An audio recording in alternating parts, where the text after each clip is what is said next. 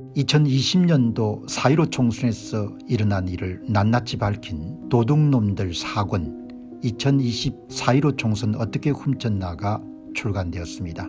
이미 발간된 도둑놈들 1권 선거 어떻게 훔쳤나, 도둑놈들 2권 2022년 대선 어떻게 훔쳤나, 도둑놈들 3권 2022년 대선 무슨 짓을 했나에 이어서 네 번째 발간된 책입니다.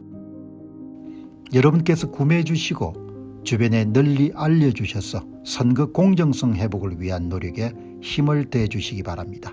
감사합니다.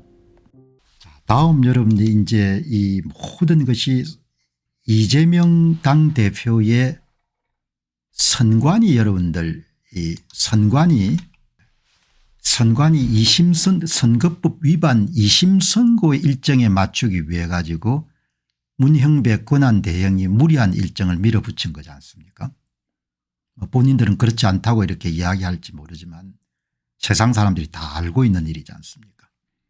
이재명 2심 선고가 3월 26일을 알렸습니다. 이 선고는 상당히 중요하죠.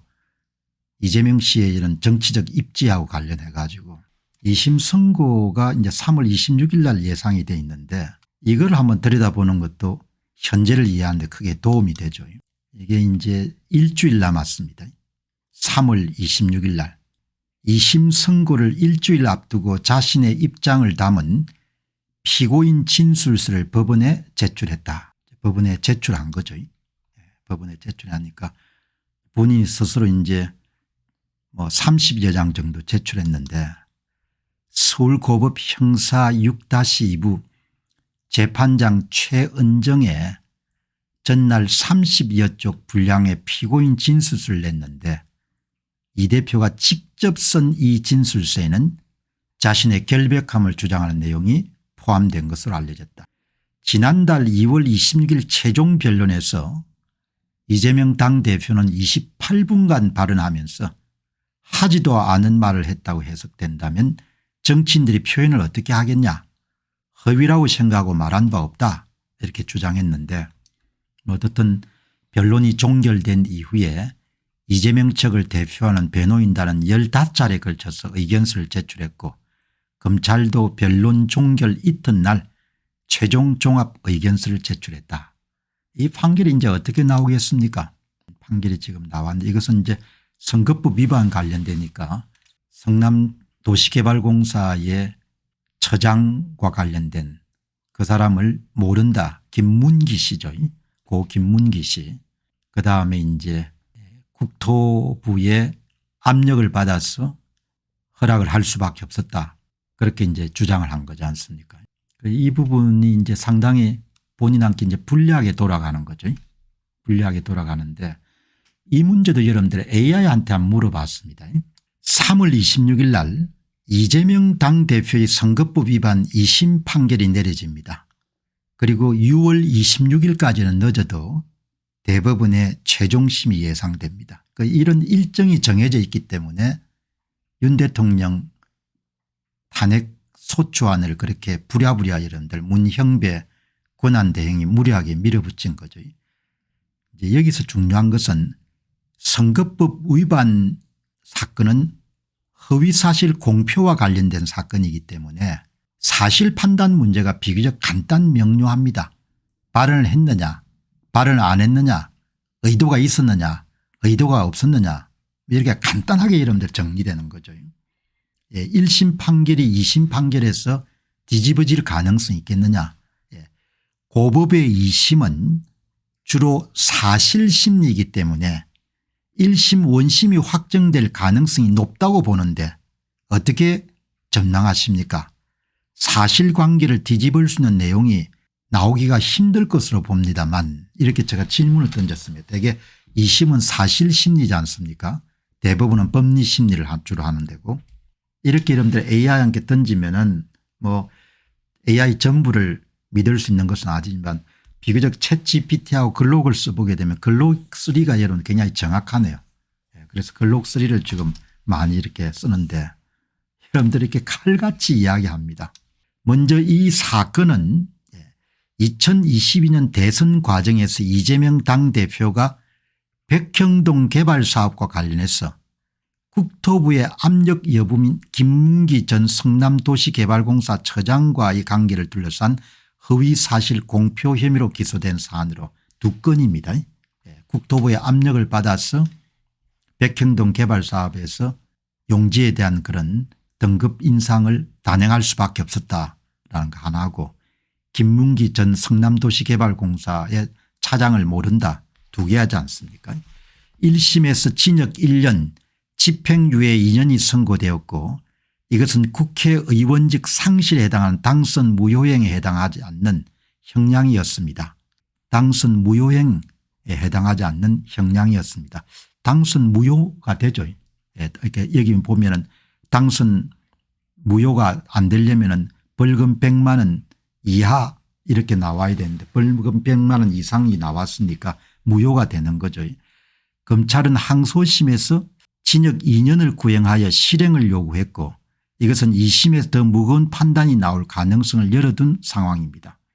그런데 이제 여기서 어떻게 판단하는가 하니까 2심이 사실심리라는 단계의 점은 맞습니다. 고등법원은 1심의 사실 판단을 재검토해서 새로운 증거와 법리 해석을 적용할 수 있습니다. 현재까지 알려진 바에 따르면은 이재명 측은 항소심에 정인 13명을 신청했지만 재판부가 단 3명만 채택하고 나머지는 1심에서 이미 다뤄졌다는 이유로 기각했습니다. 그리고 백형동 사건에서 국토부 압력 여부를 입증할 새로운 결정적 증거가 제시되었다는 그런 보도는 없습니다. 따라서 가장 중요한 겁니다. 사실관계를 뒤집을 만한 중대한 반전 요소가 1심 이후에 없었다는 겁니다.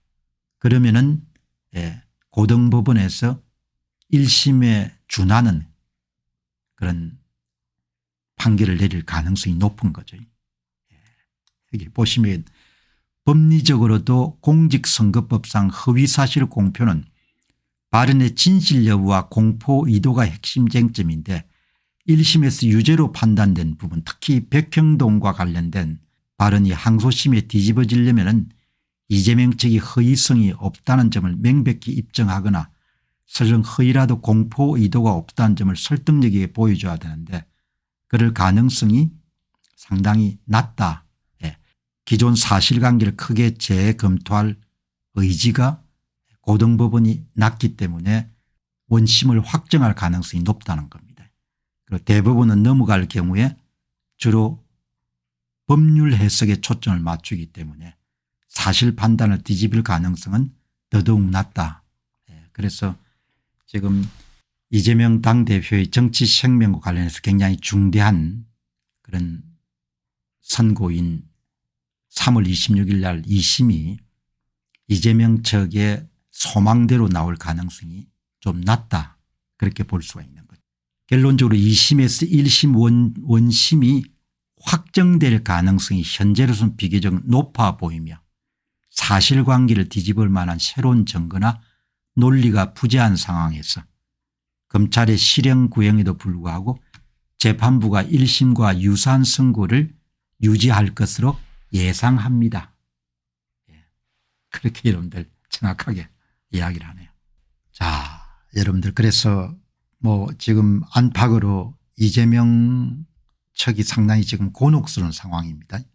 뭐 그동안 불사조처럼 잘 요리송 조리송에가 잘 빠져나왔으니까 뭐 이번에도 이제 어떻게 수를 쓸 수 있을지 모르겠지만 어쨌든 현재로서는 3월 26일 날 선거법 위반 2심 판결이나 그다음에 본인들이 소망하는 윤 대통령의 탄핵 인용이 나올 가능성이 낮기 때문에 지금 이제 일반 시민들 눈에는 마치 자충우돌하는 듯한 그런 모습을 보이고 있다, 이렇게 볼 수 있겠습니다.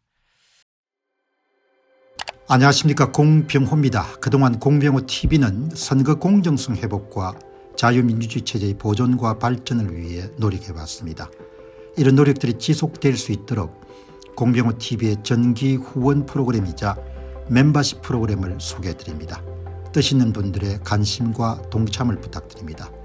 선거 공정성 회복을 위한 노력을 지지하시고 훌륭한 나라 만들기에 동참하시는 시청자분들이시라면 구독 버튼 바로 옆에 있는 가입 버튼을 통해서 정기 후원 프로그램에 가입할 수 있습니다.